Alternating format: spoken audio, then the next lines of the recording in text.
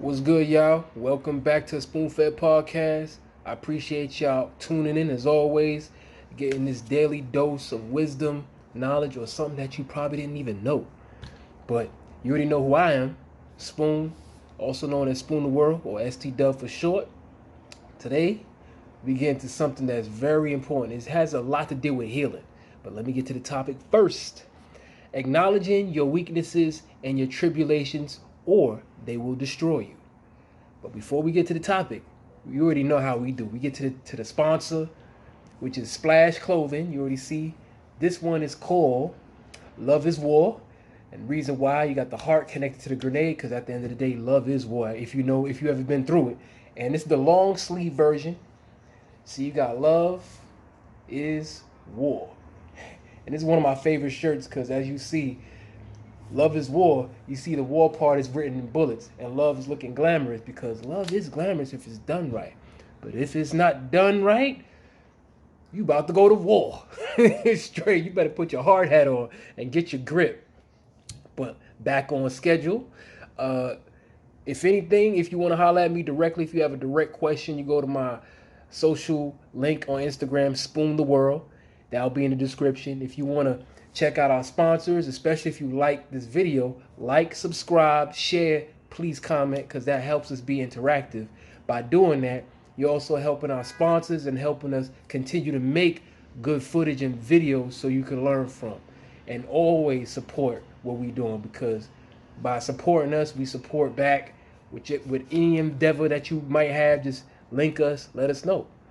We got you, man. But everything will be in the description box from the clothing line to the merch to my personal link where if you want to ask me a question or just follow back. It's all good. But let's get back to it. Man, oh man, acknowledging your weaknesses and tribulations or they will destroy you. What I'm explaining to you, that is the main topic. What pretty much I'm explaining to you is a healing process. Remember, knowing is half the battle. Anything you do, there's a problem and a solution. So, if you understand your weaknesses, you can become a better and stronger person. That's with anything. To heal is to grow, and to grow is to show.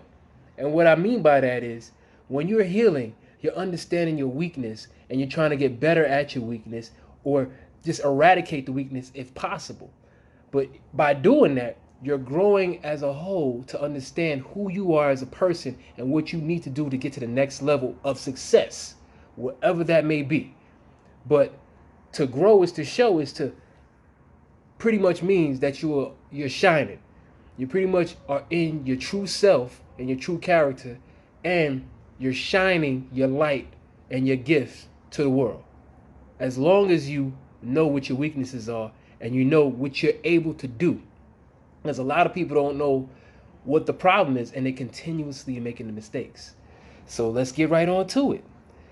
To acknowledge your weakness is to acknowledge where you are going wrong or what you need to improve in your life. Because by knowing what you need to improve in your life, you're only making the steps necessary to improve what you need to improve in your life or make the next transgression of progress. First, what you have to do is ID the problem. Because I always write down my stuff so I would always hit the right points so you can learn something. You have to ID the problem. Knowing is half the battle because if you do not know what the battle consists of, you don't know where to begin. And I'm going to give you examples and I'm going to put some personal stuff in it so you won't be like, oh, he's just talking. Nah, I'm going to tell you stuff about myself, my shortcomings, my problems, my tribulations. Because by not knowing your weaknesses, you're putting yourself susceptible for failure because you don't know what's your triggers. And to know your triggers is to know what can push your buttons to make you overload or implode or just lose your mind. Because you have to know these things, especially if you move in this world, because somebody could push the wrong button. You could go off the deep end and lose it all. We all seen that before, especially celebrities, even not celebrities, even family members, friends. We seen them, and we probably even warned them, like, yo, bro, like, this is what you're doing wrong, and they don't want to hear it. But you being a true friend, but that's another topic. I already think I said that on another episode, but let's get right on to the next one. And when a problem arises, you have to ask yourself why. Why is this happening? Certain things happen in your life so you can identify the problem so you can fix it. But some people just like they put it to the side and think that they can fix it later on in life. But no, when a problem occurs, don't ignore it all the time. It could be something where you could shrug off your shoulder, but it has something to do with you interpersonally. Like, let me give you an example: anger. If you're an angry person, or if you're or a sloppy person, you got to know what you're doing wrong in order to clean up, literally, no pun intended, or clean up in your life. Whether if you're an angry person or these are one of your flaws: angry, sloppy, lazy, whatever the case may be, or greedy, whether it's to food or to people or attention. You got to know what you're doing wrong. Identify the problem. Once you identify the problem, then you can learn from it and fix it. On top of that, I'm gonna give you an example. First of all, I'm gonna give you an example of myself. Growing up, I had an attitude problem. More, I was angry. I was known as a hothead, meaning that if I didn't really know you and you try to say something to me, I'm ready to fight. It's more like I don't care what you got to say. It's like if you got me upset, I didn't care, and I knew that was an unhealthy way to do things in life because, like, at first I didn't really see the repercussions, but then when I started getting arrested for fighting police and otherwise people in the street, I was like, you know what, this ain't it. And the reason why I woke up is because uh, lawyer fees is no joke, bro. I'm telling you right off the back, lawyer fees is no joke. I had a good amount of cases dealing with assault and fighting, and majority of my assault cases were shockingly against police. Like, just check the background. You can look me up. It is what it is. Like, I'm not ashamed of it. It's just a learning issue. And the reason why I can learn from that, because I was like, yo, when I went into the court and I seen nothing but people that look like me, I'm like, wait a minute. I ain't built for this. Like, I'm not trying to be in jail sitting back and listening to other people and taking orders. No. Then I had to realize, like, where did I get this from? A piece of it is from my household because I'm be honest, like, my father is aggressive. So I already know I learned it from my father. But one thing that I realized that I added to my situation is that I would be physical. My father would just be aggressive, but he would be physical with me, but he would never get, like, to the next level. But I would, because I was acting out. I didn't know myself.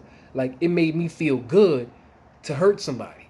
If you get what I'm saying, if I had a problem with somebody and I knock them straight out, and it's like, if you ever been through that situation, it gives you something. It's like, ooh, yeah, like, I got off my anger and now the other person is quiet. You know what I'm saying? Like, I'm not trying to gratify or give, oh, I'm proud of it, but that's just the way life is sometimes. You have to go through something in order to grow. You know what I'm saying? So what I learned from that is, like, you know what? I got to calm my tempo down. I got to listen. I got to take a deep breath. And that also helped me at work because I got fired from a few jobs for punching people in the face. Ironically, I punched a cop in the face. JFK duty free. I forgot what year that was. I think it was two. Don't even matter. But yo, I beat the case for that too. But the thing is, like, I had to find resolve in myself in order to move forward in life because I knew I couldn't stay on this path because if I did, I'd be locked up. For real, for real. I'd be locked up off everything. And then my solution was to calm down, take a breath, and realize, like, yo, I don't have to react or respond to every nonsense or stupidity that somebody's trying to bring forth to me. And it doesn't even make sense to do that because what people struggle in their life has nothing to do with you, technically. It has more to do with themselves than you. That's one way to get it. But my solution was like, you know what? I need to keep my money because when I actually calculated how much money I lost by losing my cool, bro, I'm gonna be honest, son, this hurts my heart when I actually think about it. When I looked at all the lawyer fees and all the cases because I still have the documents, it's sitting. When I look at that and I'm like, whoa, I spent damn near over $12,000 on lawyer fees since I started getting arrested when I was like 15 years old. I had my lawyer since 15. Shout out to Geralman. Gershon, pardon me. Shout out to Gershon on Geralman Street. Good lawyer, man. If you need a lawyer, go to Court Street. Gershon, free promotion. I ain't gonna put that in the description though. You gotta find them on your own, or you gotta hit me up directly. But the whole thing is, know what you're doing before you wreck yourself. Because if I didn't stop myself and say, hey, what's wrong with what's my tribulations, which is really short word saying your demons. And this goes for everybody. It's like, listen, if you have certain demons, whatever it is, like if I give you an example, like if you are a cheater and you want to stop it, you got to realize, why are you getting to the point that you need to keep cheating? You know what I'm saying? Or whatever you're doing, if you're cheating at something, like are you replacing something? Do you need validation for something? Do you need a thrill in your life? You got to sit down in a room by yourself, or speak to a therapist. You know, that could actually help too, to realize, so they could help you break down and process what the problem is, if you're having problems understanding the problem yourself. You see what I'm saying? Because that could be a lot of people. They say, yo, what's wrong with me? And the problem could be slapping you in the face, but you're just so blind to what's going on that you don't see the problem right in front of you. So some people might need a little nudge or push in the right direction, which I understand. So it's like, yo, you got to know what you're doing. You have to know what you're doing, why you're doing it, and how you can get out of that bad habit. Because a lot of people keep making bad habits until the casket drop. And people don't understand that. If you don't figure out your problem's going to figure out you. And sometimes it takes death to figure it out, which means the problem already solved the problem, because you are the problem. Understand what you're getting into, understand the problems, and understand what you can do, the steps that you need to take to understand the solutions. Because remember, every mistake you make and every weakness that you have can be fixed. And one thing that you have to understand, you don't need other people or somebody to figure out what you need to do in your life. All you need, technically, you don't need any subscribers or any type of help outside. All you need is new haters. A hater is going to amplify your struggles and your weaknesses. All you got to do is pay attention to what they're saying. Like, I'm going to give you an example. If a hater says like, oh man, bro, man, you don't know how to dress, bro. You look weird. You look weird as hell. You know what I'm saying? You could be like, instead of taking it the wrong way, like, yo, what you mean? Get defensive. Listen to what they're saying. It might, remember, everything somebody says might have some truth to it. Just pay attention, take your feelings out of it. A lot of people have a hard time taking their feelings out of it, because you could be like, wait a minute, is this person right? Am I matching? Even though it don't matter what you, this is just an example. It don't matter what somebody else think about what you wear. If you like it, that's all that matters. But if you want to become better at something, you're like, oh, well, pay attention to the opinion of a hater. A hater is going to tell you your flaws. All you have to do is pay attention. If a hater says, oh, man, put your shirt back on. You got a bird chest. You can be like, you know what? Thank you. You didn't got to say that to them. Be like, you know what? Thank you. Work out, get your chest bigger, and then now what they going to say? You know what I'm saying? They're just going to point out another flaw. Stay above the curve, man. Anytime a hater comes at you, don't take it the wrong way, because your weaknesses and your tribulations can help you grow as long as you know how to conquer them. And this concludes today's informative speech. Because remember the topic, acknowledge your weaknesses and tribulations, or they will destroy you. Because if you do not figure out the answers to your problems and your tribulations and your demons, it can unknowingly or directly destroy your life, if not end it. So stay dangerous, stay woke, stay vigilant.